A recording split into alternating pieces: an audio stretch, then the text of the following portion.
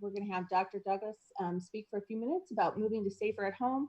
And then Mayor Coffman will also speak. And then Dr. Meyer will also go after that and talk about testing in our community. So we'll get started. If you have questions, we'd appreciate it if you'd wait until the end and then use the chat feature to ask your question. And then I'll let you know when we're going to respond to it. Okay. All right, let's get started. Dr. Douglas, if you wouldn't mind getting us started. Sure, great. Thanks everybody for being here. It's a real pleasure for Tri-County to be here this morning with leadership of our largest city, Aurora. I appreciate Mayor Coffman joining us and one of our best partners in the community, Stride, both in terms of healthcare in general, as well as the fantastic job they've been doing with testing. So I think, as probably you're all aware, there have been transitional public health orders in Colorado, in Arapahoe and Adams County. We are just about to finish a 12-day extension of the governor's original stay-at-home order. And on Saturday, we'll be moving to the safer-at-home framework. This is an acknowledgement that things have improved. Our hospitals have buttressed their capacity to withstand surges. Our public health and medical testing capacity in the community have improved.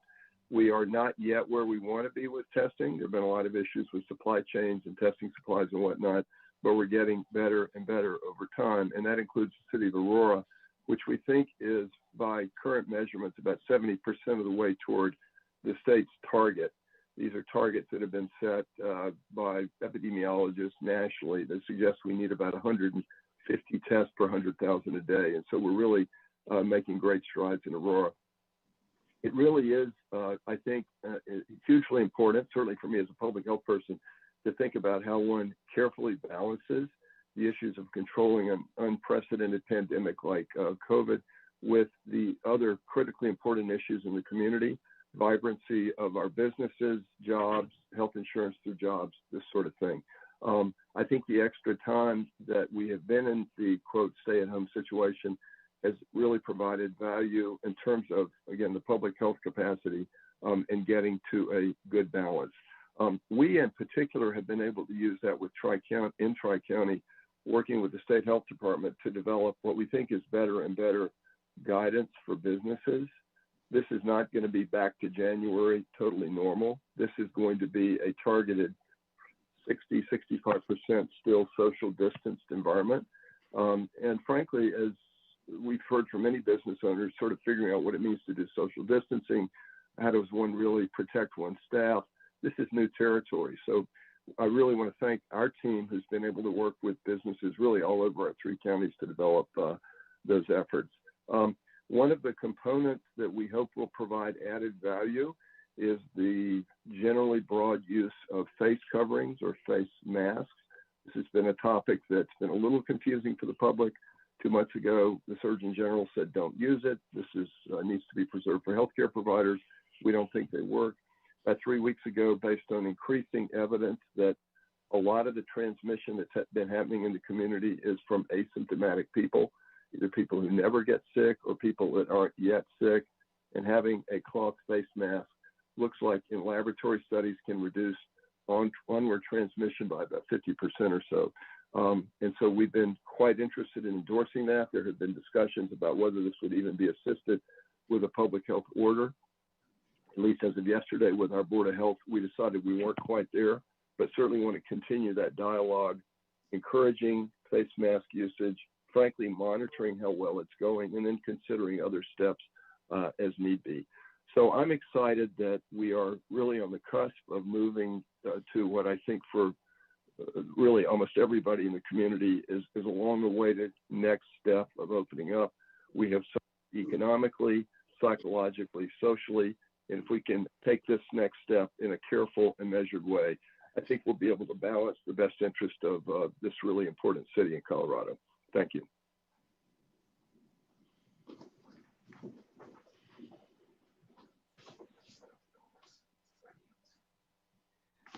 Everyone, we are trying to get record permission, so just stand by. And then Mayor Coffman, if you, are you finished, Dr. Douglas? Yes, I am. Okay, and then we'll go to Mayor Coffman. Great. Well, first of all, I want to thank Dr. John Douglas and our health public health partners over at Tri-County Health Department, as well as Stride, our community health providers. The city of Aurora is in 3 counties. It's in Adams, Arapahoe, and Douglas counties, and so those 3 counties are serviced by the public health authority is rest with Tri-County Health, and so we rely on Tri-County Health for guidance through this crisis. And so we're very excited in the city of Aurora to be moving from stay at home to safer at home, but there's no question about concerns that we have to, continue being vigilant, continue doing our best. The people of Aurora have to continue, our residents have to continue social distancing, have to continue, the hand washing, have to continue wearing masks where appropriate. We strongly encourage that. And so, because what we don't want to have happen, because our businesses, our families who've lost jobs have paid an extraordinary price for this. What we don't want to have happen is once we move to safer at home to move back to stay at home, that we get a surge in COVID cases that challenge the capacity of our healthcare system, that moves us back. So we want to continue moving forward, and that's the goal here. And we're going to continue working, obviously, with our TRICARE health department, as well as our community partner, Stride.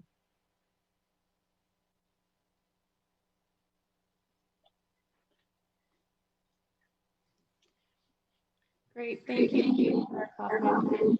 Oh, getting some feedback there. Not sure why that's happening. I'm just going to give our person a chance to hit the recording button or find the recording button for a second. So we're just going to press pause here for a minute and see if that can happen. And then we'll go to Dr. Meyer.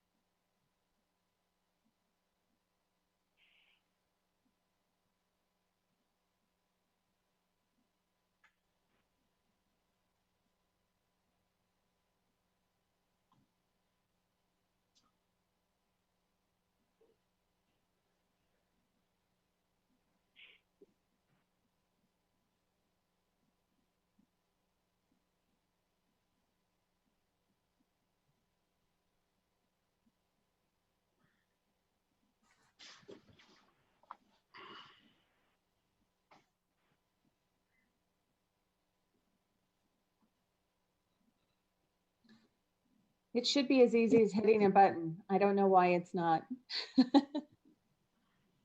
Well, just from the media's perspective, this has been a learning experience for all of us. And a lot of times we just keep punching buttons until it works. So we totally get it. I am so, I'm the one working on this. It's not even letting me record it. So I'm just doing some troubleshooting. Just give me a couple more minutes. Sorry. No problem.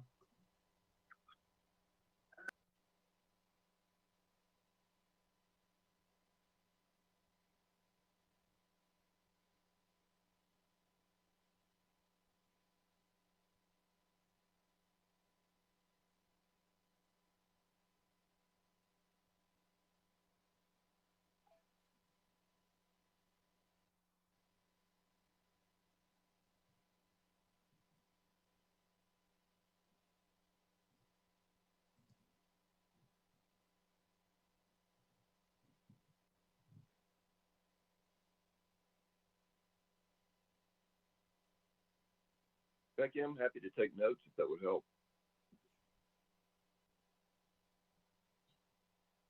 That would be nice. I'm sure all the reporters on here are taking notes. I think they just want the visual for their newscast later.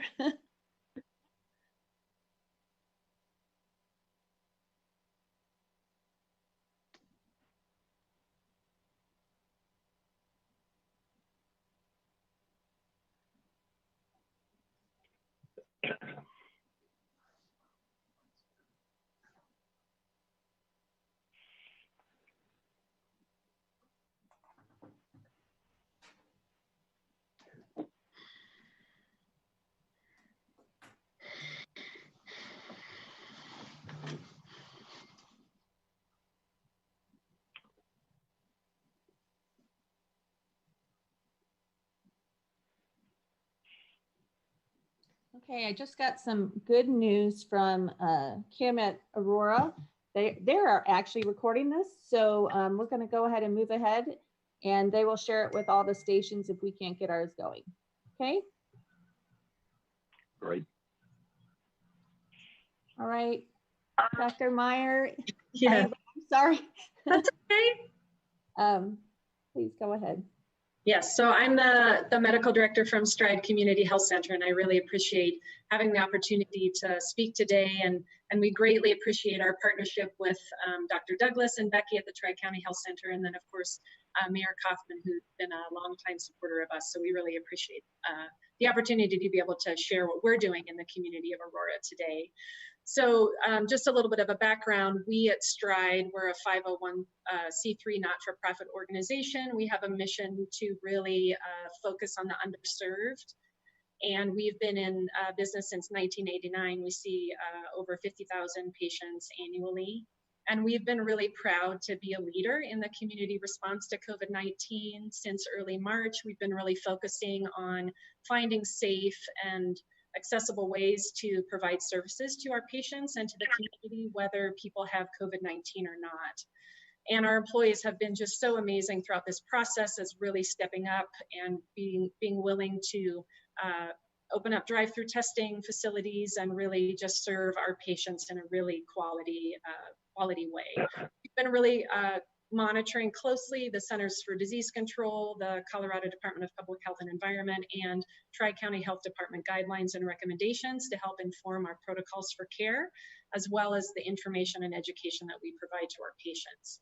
We currently have 7 healthcare centers that are open for services, and 3 of those are in the city of Aurora. Each location screens every patient when they're scheduling appointments and every patient that walks through our health care center doors. We really want to use a lot of caution in not exposing staff and patients if need be. We have been able to provide testing at multiple locations since early March. We've opened up 3 drive-through locations, 2 of which are in Aurora. And through May 5th, we've been able to test over 5,000 individuals via the swab test. And we're seeing about a 19% positive rate right now. On April 27th, we added IgG antibody testing, and we've tested about 850 patients up to this point, and we're seeing just under a 5% positive rate come back for that as well. We really want to continue to be a leader in the collection of data, which can really help guide current and future state risk for our patients and then also the communities that we serve. Swab testing, as you know, is the diagnosis for COVID. When a person comes through one of our drive-through locations and receives a positive result, then our care team reaches out to them to provide ongoing assessment of their symptoms, as well as education on isolation, quarantine, and then return to work criteria. We're also using the Abbott antibody test through Quest, and the antibody test is very accurate in detecting antibodies if they are present. We really, again, appreciate the ability to provide both options to our communities, and the more virus data that we have, the more informed we are and the better we can reflect our current risk and the risks that we're willing to take. For us, our testing criteria is pretty straightforward. Swab testing is open to the public. Individuals either need to be symptomatic or they need to be less than 14 days from the symptom onset to receive the swab test. Antibody testing is provided to individuals who've had at least 14 days since onset of symptoms or who've never had any symptoms at all. Individuals do not have to have insurance to be tested, and we don't collect a fee at the time of testing. And anybody who's interested in our locations or the timing of those testing sites can go to our website, which is stridechc.org. I do want to let you know that we are doing a mobile testing site tomorrow at Overland High School. That starts at 9 o'clock, so that is open to the public as well, if anybody would like to attend. In addition, we've really changed our model of healthcare and have really increased the option of telehealth services to be able to meet the needs of our patients, again, in our community. We can still address acute care needs, chronic disease management, medication management. We're able to see new patients and newly pregnant women through our telehealth services. We also have behavioral health and dental services that are accessible through telehealth. We also are really working with area hospitals for people who've been discharged with COVID-19 and still are needing that in-person assessment but aren't sick enough to have to go back into the hospital. So we've designated 2 COVID pods, one of which is in Peoria, in Aurora at our Peoria and 32nd location, that we can funnel our COVID positive patients to, again, to be able to give that inpatient care, help reduce the risk of transmission to our staff and other members of the community and our patients, while still being able to provide that in-person care that some of our COVID positive patients are still needing. And this also allows the hospitals to free up their spaces for really serving the patients who really need that in-hospital care. So again, we thank you all for your partnership. We thank the media for being willing to, to listen to us, and please visit our website if you have any more questions about our testing sites. But it really feels important to us to be able to meet the needs of the communities that we serve, in addition to our patients, the majority of which are uninsured or underinsured. So thank you. Great, thanks, Dr. Meyer. We'll now open it up for questions from the media. If anyone would like to ask a question, please do so in the chat and I will relay your question.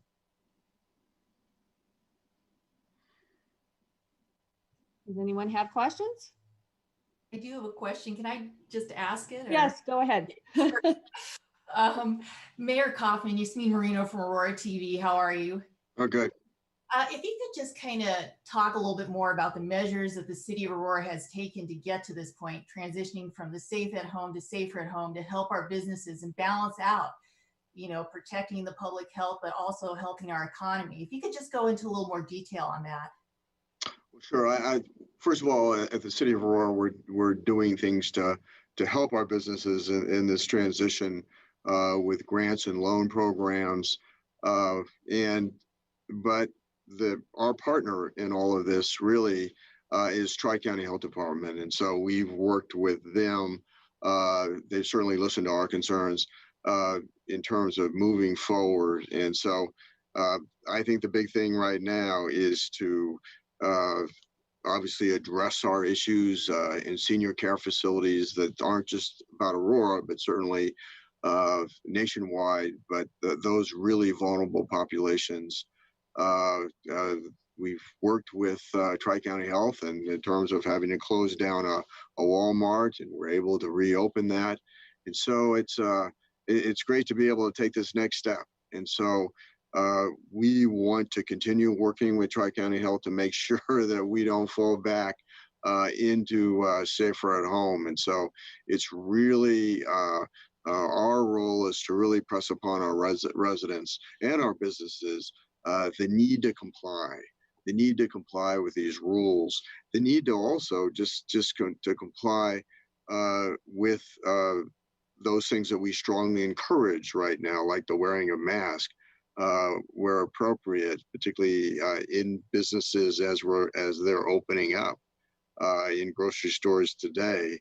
And so we've got a lot of challenges, and so we don't have the public health experts on our staff. And so we rely on Tri-County Health for doing that. I think there's a lot of people that don't understand why is it the city and county of Denver has the ability to make these decisions and Aurora doesn't. Well, Aurora is not a city and county. We do not have a public health department on our staff, and we are all in Tri-County Health's area of authority or jurisdiction. The city is taking a pretty proactive move in regards to all of this as well. Can you expand on that a little bit? I'm sorry, what was that again? The city has taken some pretty proactive and innovative measures to move forward. Can you expand on that a little bit? I understand that we had a hotel set up to help our vulnerable population, our homeless population. Sure, and I think that Stride kind of touched on that a little bit, but what we've done is it is pretty amazing that staff came up with this concept, and that is for homeless COVID-related patients that are released from the hospitals, not just in Aurora. Actually, we have an intergovernmental agreement with Adams and Arapahoe counties that we've taken this hotel that was, I think, under renovation, so it was empty. We have a lease agreement with the hotel, 122 bedroom hotel, that we were able to take the COVID patients coming out of hospitals and allow them to recover there, because they don't have a place, they don't have anywhere to go. And so they're going to be in the hospital longer than they otherwise should, taking up a bed. And so we've created this environment for them to recover with Stride as a partner, with Salvation Army as a partner, with Mile High Behavioral Health as a partner in managing the project. I'm actually going out there today to take a look at it with the executive director of Mile High Behavioral Health. So I think it's a great innovative strategy where we have financial help from not simply from the CARES Act, but with our partners in Adams and Arapahoe counties. Great, thank you. We do have a question from David Perry. This looks like this question is for Dr. Douglas and maybe Dr. Meyer. We'll see which one of you want to answer this question. It says, since active testing requires symptomatic patients because of a lack of testing, why do health officials feel the community is ready to reopen? Dr. Douglas.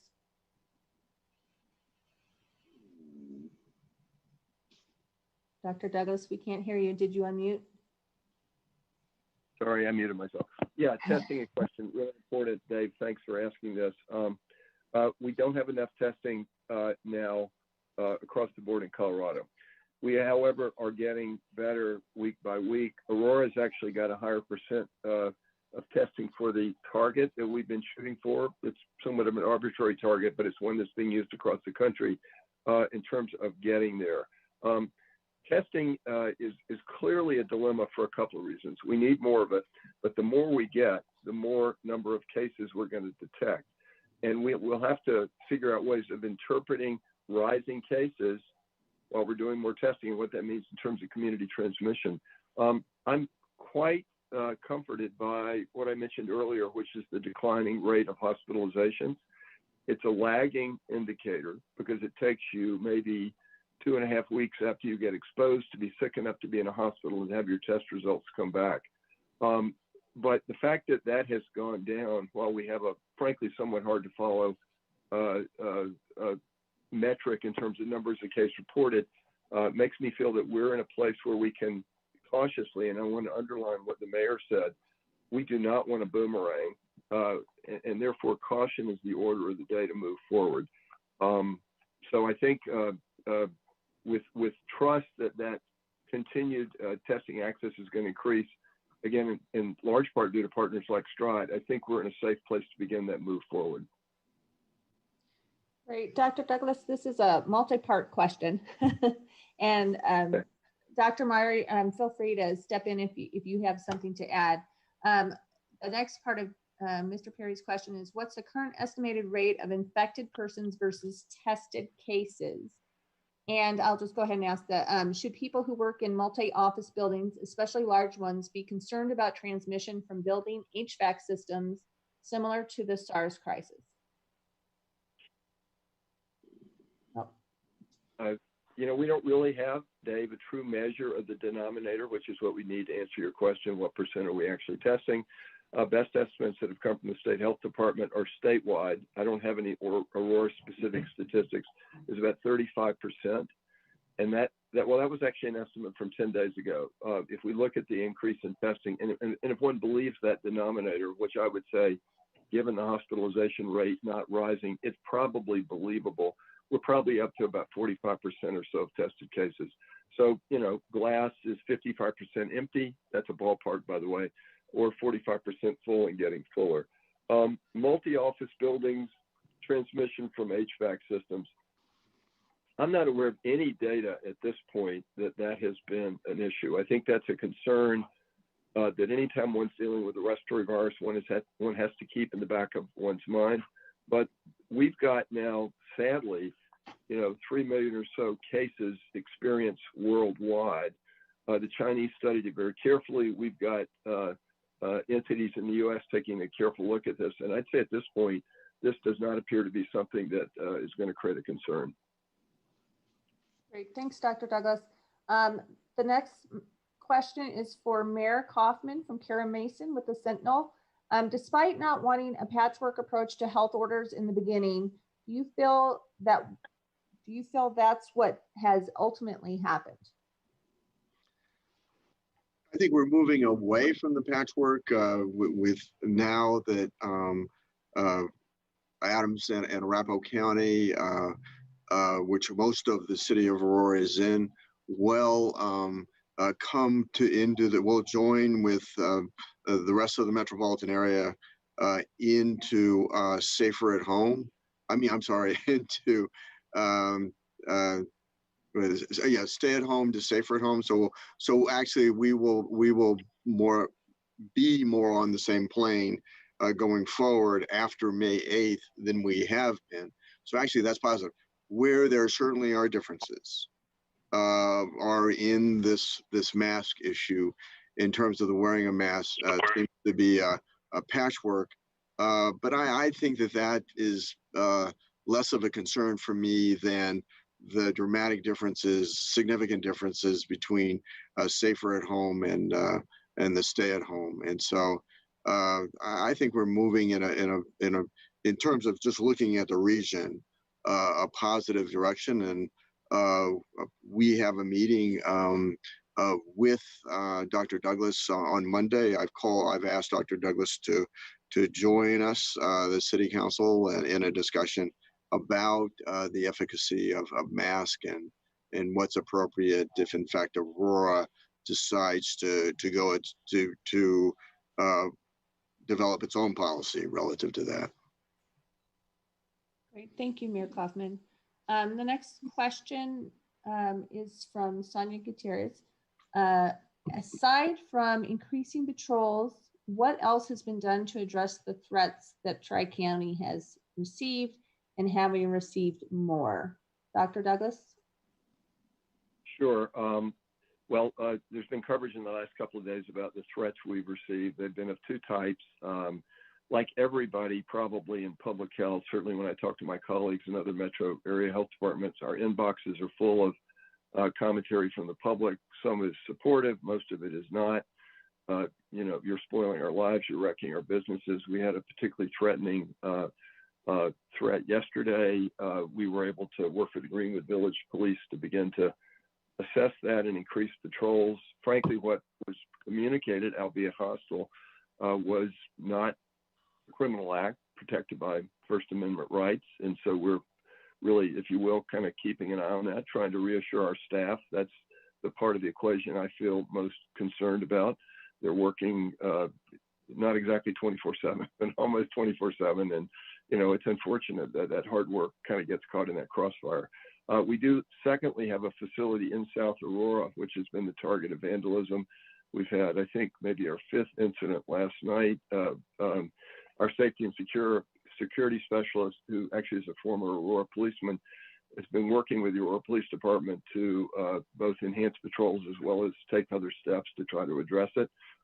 It is concerning. It's vandalism. It's destroying government property. So we are looking to enhance the surveillance to try to identify who's been involved with this. But certainly partnering with Aurora and the police department has been a really important part of that equation. Thanks, Dr. Douglas. This next question I think is for you as well. I'm not 100%, but it says, you mentioned that extra time allowed for better guidelines for reopening. This could be Mayor Coffman too. Are their guidelines different than from the state level?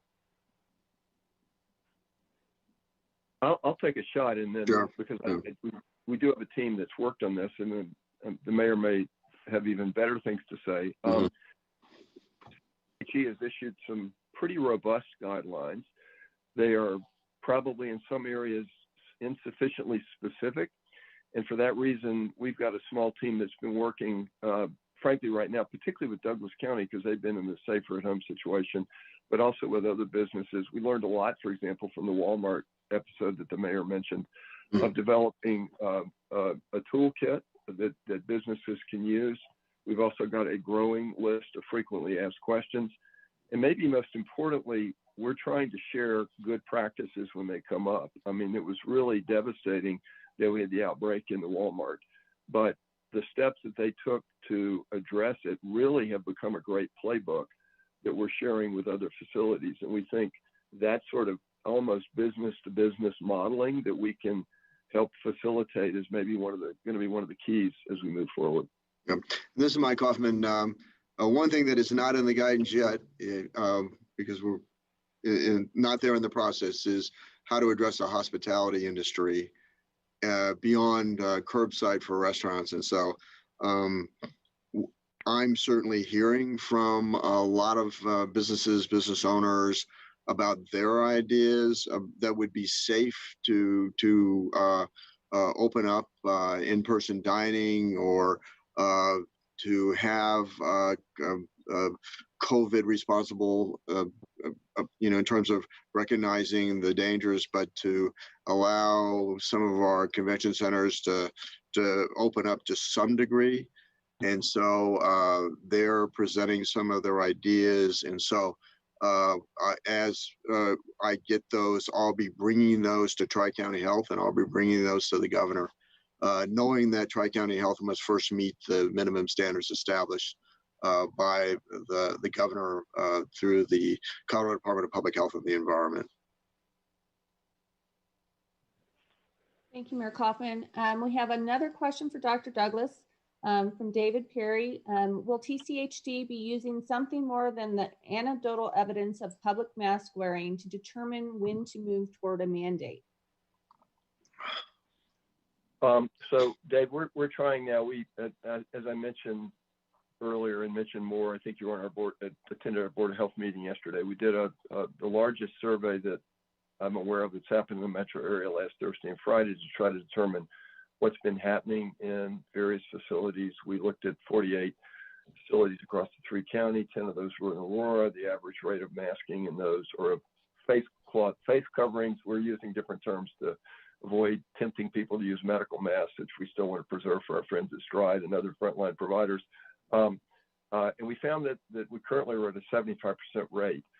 We'd like to continue doing that sort of monitoring. It's not at like a super precise scientific sample, but it's a whole lot better than the anecdotes that, I hear, you probably hear about what's happening at your local store and this kind of thing.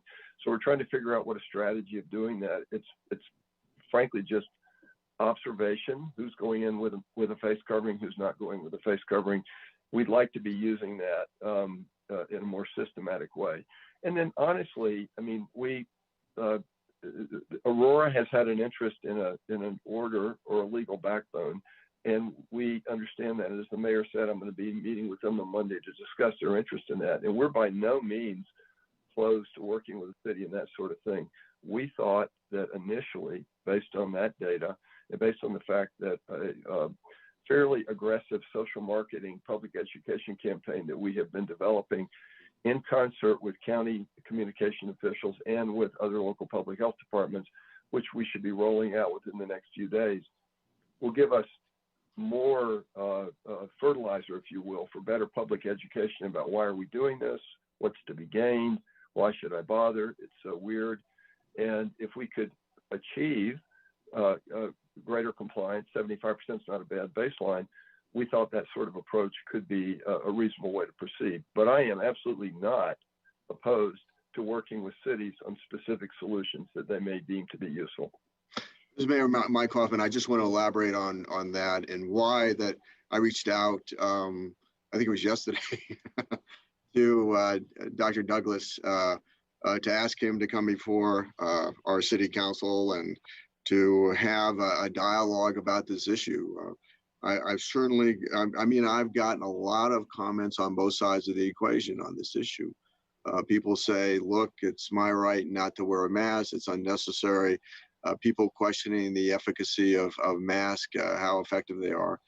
But also I've gotten a lot of emails from seniors that feel the need to go to the grocery store, that they go there and it's crowded and people not wearing masks and some people. And so they're scared about that. And so because of they're part of that vulnerable population. And so I'm really wrestling with this issue. I'm not a public health professional by any means, nor do we have them on our staff. And so it puts us in a difficult position. And so I really feel that it's just important to have that dialogue with Dr. Douglas, and we'll see what happens after that. Great, thank you, Mayor Coffman. This one is from Vicente Arenas from, I think, Fox. There has been some pushback from some on the safer stay at home. Tri-County offices have been vandalized. What are you telling those people who are upset over the gradual reopening process? And Mary, this question is for you or Dr. Douglas.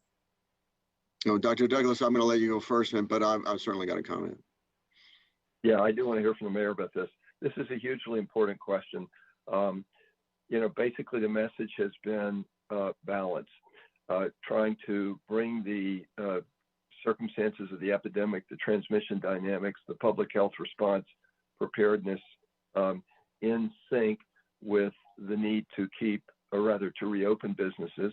There are clearly health consequences of the epidemic. There are also health consequences of businesses being closed, people being furloughed or actually losing their jobs, people losing health insurance. We're at an all-time high right now, according to the New York Times yesterday, in food insecurity across our country. So we're getting increasing numbers of calls to mental health hotlines. Hospital emergency rooms are empty. It appears that people are not going to hospitals out of fear of COVID. So there are really health issues on both sides of it. And I think the challenge is one of balance, and frankly, as much as possible, one of community coming together. I really appreciated the remarks of former President Bush the other day about sort of what it means to behave in a common, unified way in the face of an enormous crisis. And that's the kind of message I'm trying to promote, as we realizing there's a lot of anger, and we want to be addressing that anger and hearing that pain. But the more we can come together to create that balance, I think the better for our communities going forward. Mr. Mayor, Mike Coffman, I'm not going to second guess any of the decisions being made. They are incredibly hard and difficult decisions in trying to strike this balance and trying to move us forward, both to reopen the economy, but in a recognition of the public health threats that remain with us. But and I know that nobody should be surprised. Well, let me just say, nobody should be surprised that there are these threats that are out there. There are people that are amazingly that are so upset. But I think you have to. I mean, I think we ought to be thankful that there are fewer problems that there are, given the dramatic decisions that have been made, with whole classes of business shut down, many of which may never reopen, the livelihoods gone, with so many families with the breadwinner out of work. It's the actions of the federal government, of the quick actions of the federal government, it probably really have I think, quelled this situation where we don't have civil strife at the level that we could have with violence. That given the dramatic nature of what we're going through, that things have been as calm as they have, I think is historically pretty extraordinary. Thank you, Mayor. Our next question is from David Perry. Mayor Coffman, Costco, and possibly other businesses will mandate masks. If someone in public causes trouble, will Aurora PD respond to those problems? Well, I think the Costco arrived at the decision themselves to have a mask requirement. And so we're not going to enforce that requirement. But however, certainly if Costco, somebody enters into Costco without a mask and they refuse to leave and they call the Aurora Police Department's, there'll be a response. Now, I think I have to tell you though that we have we're trying to minimize these responses, to minimize to unnecessarily minimize the exposure of our law enforcement, of our first responders, who are at risk every day from exposure to the COVID crisis. So for things in progress, we'll certainly respond to that, but it's really going to be up to Costco to do the enforcement. But I don't want to say there won't be any circumstances in which we'll respond. Thank you, Mayor. This question is going to be for Laura. I mean, not Laura. Sorry, Shanti. That's going to throw me. You said you don't collect a fee at the time of testing. Do you collect a fee anytime during the process? That's a great question. So our drive-through testing and mobile testing is really our service to the community. If people have insurance, we are absolutely billing insurance, but we are not charging people at the time.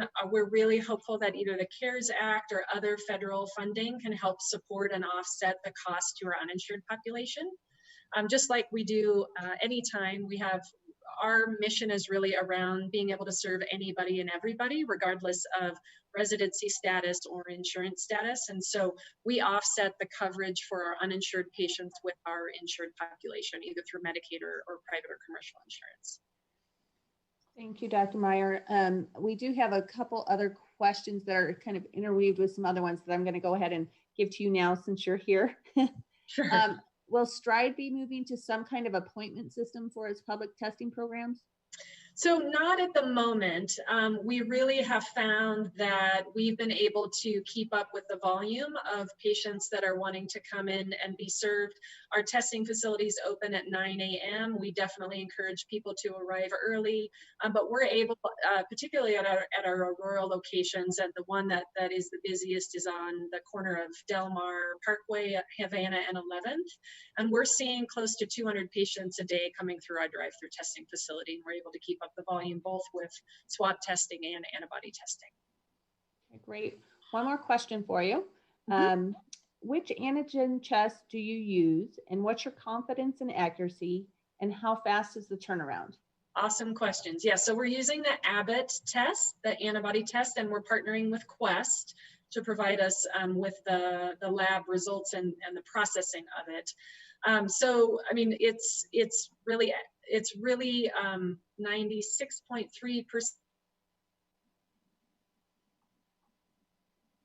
antibodies if they are actually present in the body.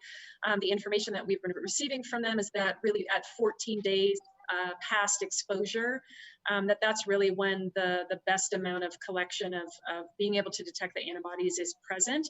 We're seeing a turnaround pretty quickly in basically 24 to 48 hours is when we're getting the results back. So, I mean, overall, we were pretty surprised at at the amount of people who are coming back positive for these antibodies. It's much lower than we expected.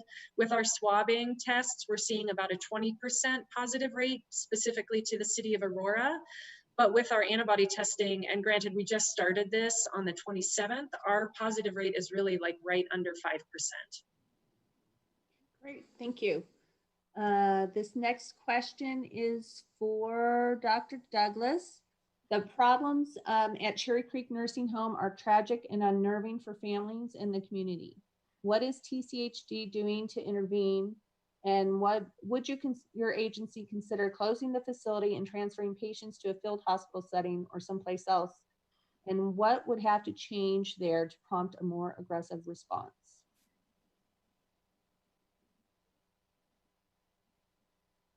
Oh.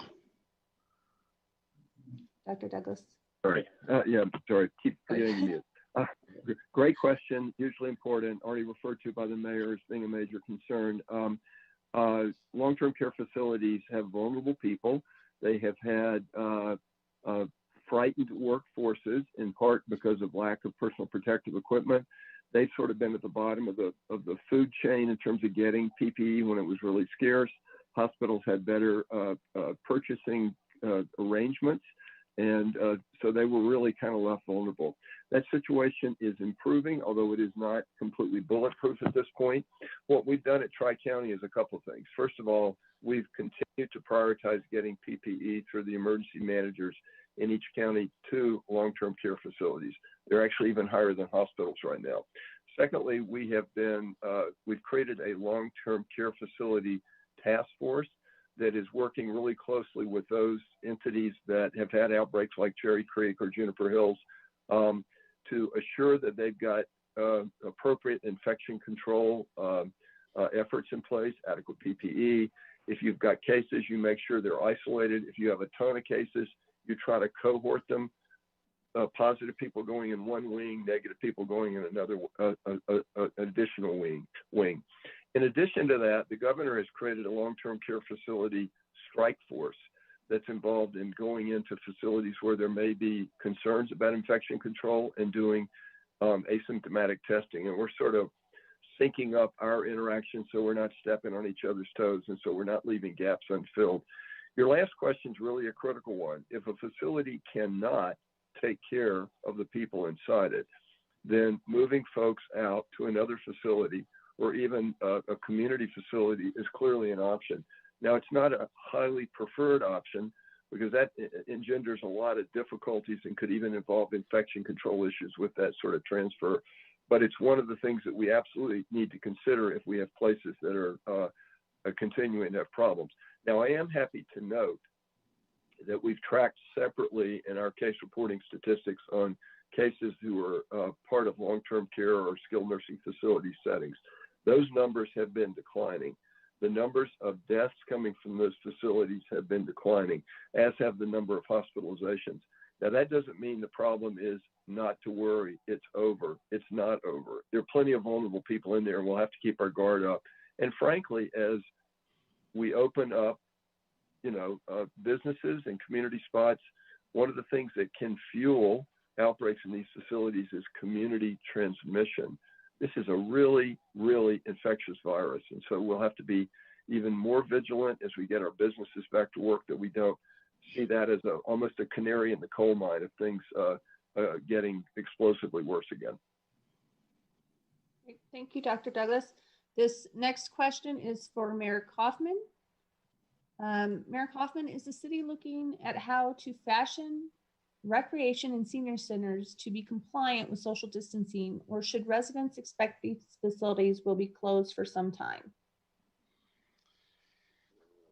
We certainly are working on plans to how can we open up libraries, how can we open up our recreation centers and be compliant with the guidelines from the state and from Tri-County. And so that's something we're working on now. How can we do it how can we have activities in small groups, and how can we push those activities more to the outdoors and less inside. And quite frankly, we are also looking at the request of Aurora Public Schools, how can we help Aurora Public Schools that will need that according to Rico Munn, in trying to figure out how they open up in terms of social distancing, will need more space than their current facilities, and can we work with them in providing some of our facilities to augment Aurora Public Schools? And so we are certainly working on those. We hope to have some plan in place for this summer. How robust that plan will be is right now is anybody's guess, but we are working on a plan to open things up. Great, thank you, Mayor. Appreciate that. We're almost to the end. David, Carrie, it seems like you have a lot of questions. I don't know if we'll get to all of them, but we're gonna take another one question, and then we're gonna go ahead and wrap it up with some closing remarks. So, Dr. Douglas, new analysis by TCHD illustrate a remarkable disparity between minority and non-minority residents regarding isolation, infection, and illness. What are your recommendations, and what can TCHD and the city do to mitigate the issues, since the pandemic will be a crisis for several months at least? Really critical question. And by the way, a crisis for several months is an underestimate. I think it's fear. It is correct that we have been looking at rates of infection, rates of hospitalization, and rates of death by race, ethnicity, status. And we do find higher rates of infection, although that could be due to testing. But when we find higher rates of hospitalization, which shouldn't be biased by testing, and higher rates of death, that indicates there's truly a difference there.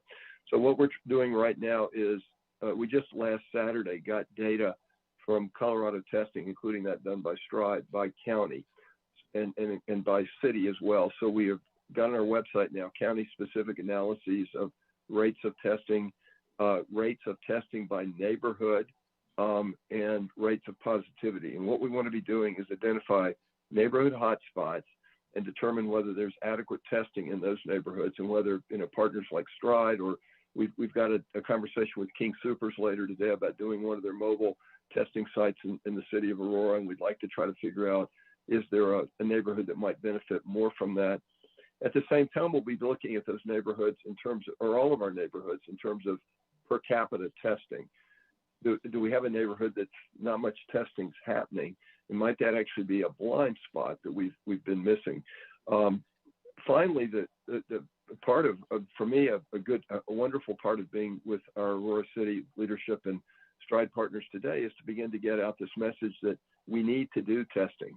We have testing reagents, and what you got told 3 weeks ago is if you had the flu and you thought you might have COVID, don't bother to call your doctor, just stay at home curled up in a ball and isolate yourselves. Well, those times are over.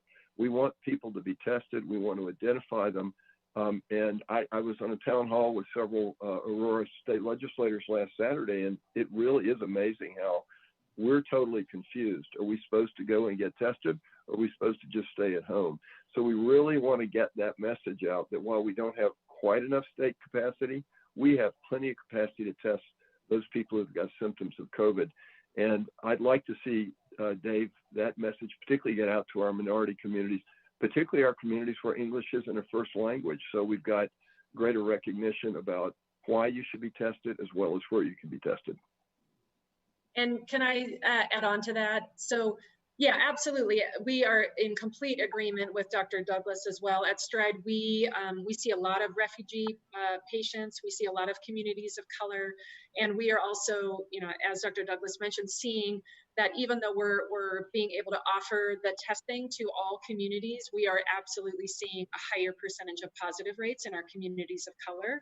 And it does feel very important to us at Stride. It aligns with our mission and vision to be able to really serve the populations that are at the most vulnerable and the most risk, and many of those are our refugee communities and our communities of color. And so we are absolutely very, very committed to continuing to be able to serve and test the communities that absolutely need it.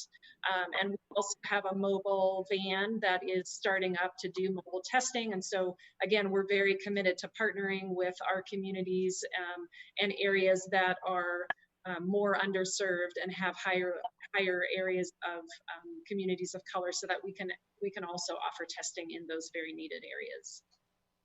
Great. Thank you, Dr. Meyer. Real quick, I want to check in with Quincy Snowden. Are you still on the line? You had a couple questions that I thought might have already been answered from other questions.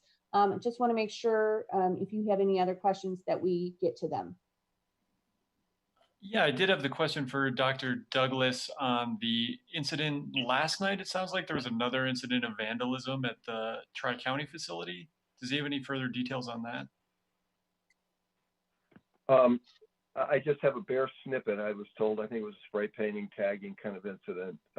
We've previously had epithets scrawled or painted on the building. We've had broken windows. I think last night, I don't know what the words were, but it involved some sort of spray paint episode, as I understand it. Great. Gotcha. Thank you. Quincy, thanks.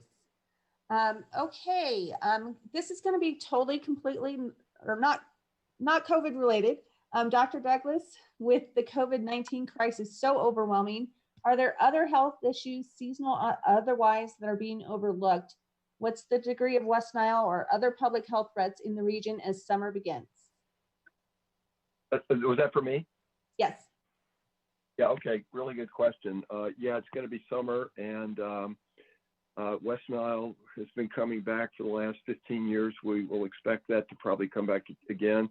Don't know whether this will be a good year or a bad year. I'm frankly, honestly, more worried about, although I'm an infectious disease doctor, so I like to pay attention to infectious diseases, I'm more worried about chronic and behavioral illnesses that have been sort of going under the radar screen. So I'm really worried about mental health issues. The substance abuse epidemic has not gone away. I am worried, frankly, about community violence. There's still upset people, and as police reports, it's my understanding of violent crimes have gone down, but that could come back up again. I want to be sure that folks who've got underlying illnesses, heart disease, lung disease, diabetes, are getting adequate care at Stride or local hospitals, that sort of thing. And then finally, we don't know when the flu will come, but we do know that the flu will come. And we've had flu start as early as mid-September, even though the flu season is classically October through about March. And that will be something we'll be really keeping our eyes on, because if we are able with the mayor to work successfully with APS to open back up, that I'm talking to the superintendents every week, they're really worried about what that wave of second COVID superimposed on flu could look like. So those are some of the things on the radar screen for the months to come. And I also have something to add back into that. I know that in conversations with other community health centers and health centers, that one of the biggest concerns with the COVID pandemic and really trying to keep well people at home is just the idea of immunizations, particularly in our pediatric population. And so that's absolutely conversations that we've been having as far as when we start to open up our clinics a little bit more to bringing people in, that's one of the first things that we really want to be targeting to prevent future measles outbreaks and all of those horrible diseases that we don't want our kids or communities. Great. Thank you, Dr. Meyer. Okay, Mayor Coffman, I have one last question for you, and then if you want to add any closing remarks, feel free. And if you can't answer this, I can. So are you distributing information in different languages at places where our communities of color are?